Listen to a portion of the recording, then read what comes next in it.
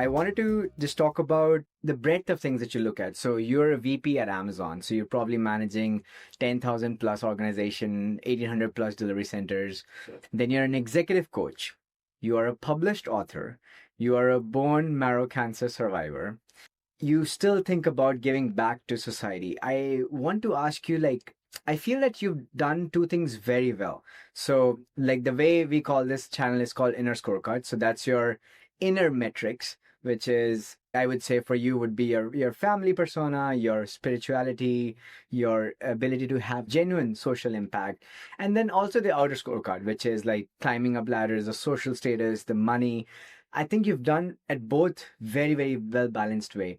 Tell me one particular trait that underscores all of these characteristics. Yeah. So, Nikhil, for me, I mean, if you are genuine in what you're doing and your effort is more in line with what you are thinking, so what you are thinking and what you are doing, if it is aligned, that is what brings the best out of people. I mean, it's very difficult to mock up and show up differently at different occasions. So, for in my life, there are no photo ops. In my life, it's all about this is how I am, this is what I do, and this is how I do. So I'm no different with my team at work. I connect with the team at all levels. There is never, never, never a day that I'm having lunch alone in office, and it's a conversation which brings the team together. Similarly, when doing social work or connecting in the community, for me it's immaterial whether it's a security guard or a community around our operations. My approach is still to see how can I be of any help, and any conversation, even if it is 30 seconds in a lift, should leave the other individual in a sense that they are elevated in terms of the experience they had. If nothing, a small smile itself, a genuine smile, leaves them in a shape which gives them a recognition that at least I've recognized the other individual and their efforts. Right. So at Amazon, as you rightly said, I mean, being a VP is a large portfolio, but then it's also the team which you build, the confidence that you have in your team, the empowerment that you do to the team. And I was really that way lucky, and perhaps the company would have seen that I associate myself with social work.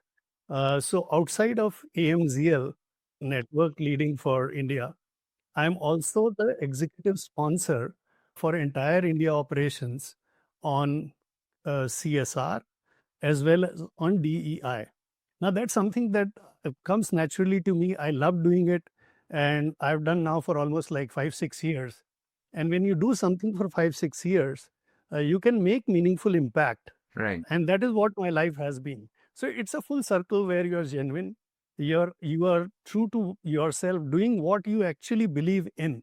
I think that is what has kept me engaged at work, off work, in home, in the community, and with whomever I interact.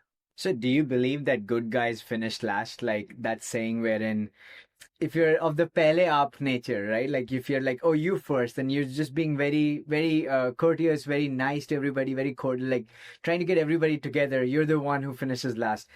I don't agree with that. I think that is in the short term, yes, that's true. That does happen, right? You don't finish, you don't end up having the expectations. But I think over time, as you said, or compounded over years, good guys finish first, actually. So I'm just wondering what's your take on that? No, absolutely. And particularly at Amazon, right? You are empathetic to people, you connect with people, you connect before you correct. But there is seldom a meeting where you're not going at depths, tearing every idea into pieces. But again, the effort is to help teams uh, get the best out of whatever effort is being made. So it's not about being good person last, but it's also about being good every time that you interact. I mean, we don't start any Amazon meeting without success story or a safety tip or a empathy tip.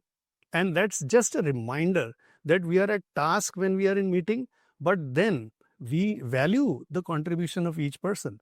And that's why we also have an inclusion tip that we are making sure that teams are learning from whatever good or bad has happened, but teams are also conscious of the things which they have not been able to achieve and move fast. I mean, sometimes teams get stuck into, they fail, but they don't acknowledge the failure. So as a leader, showing that mirror and saying fail fast is a good way in Amazon to finish. And I really don't know whether good people finish fast, but good people certainly last long. They Mhm. are more happier. They are more at peace. Right. For example, I mean, a lot get talks on work-life balance.